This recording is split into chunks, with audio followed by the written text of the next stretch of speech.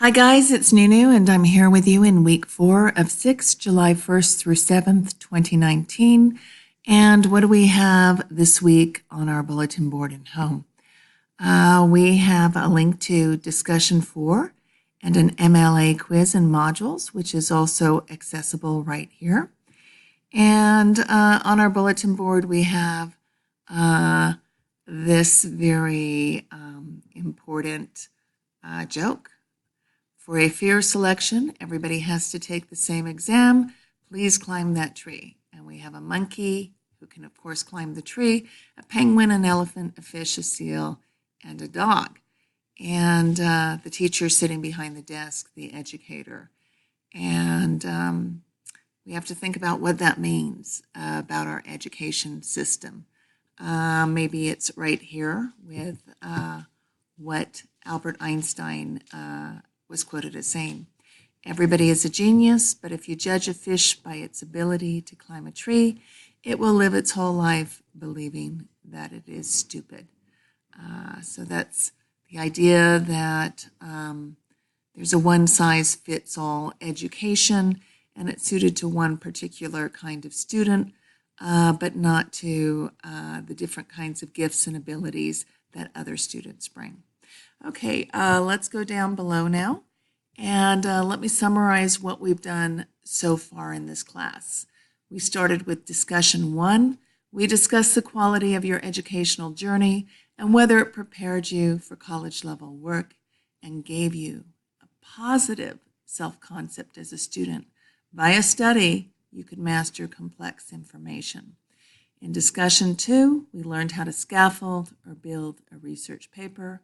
In discussion 3, we became aware of reasons why U.S. student success rates are low by studying data sources.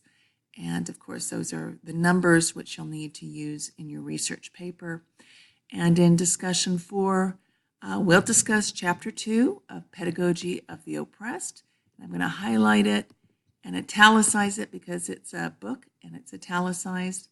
And Pedagogy of the Oppressed is Paulo Freire's landmark 1968 treatise regarding what's wrong with the traditional pedagogy. This word pedagogy means a teaching method and philosophy, how a teacher teaches and believes teaching should be accomplished. So that's very important.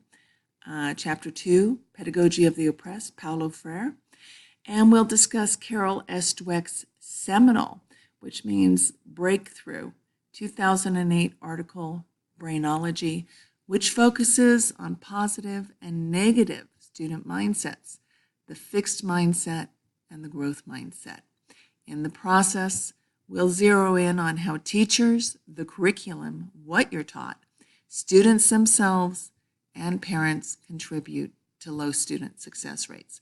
So all of the information in these discussions here you can use to help you to build your term paper, and you should be scaffolding or building it right now.